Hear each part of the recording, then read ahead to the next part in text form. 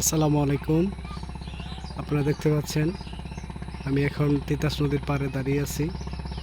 তো একটা নৌকা আসতেছে।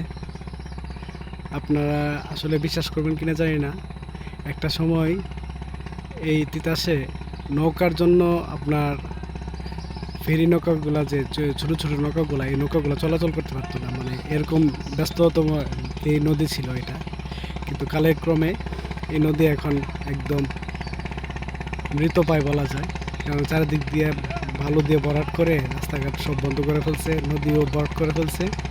এই কারণে এখন এই আমাদের এই তিতাস নদী দিয়ে নৌকা চলাচল করে না বললেই চলে। তাও মাঝে মধ্যে একটা দেখা যায়, কিন্তু মানে খুবই আফসোস লাগে যে আসলে যেই তিতাস নদী দিয়ে এতগুলা নৌকা চলাচল করতো, আজকে সেই তিতাস নদীতে নৌকা নাই বললেই চলে।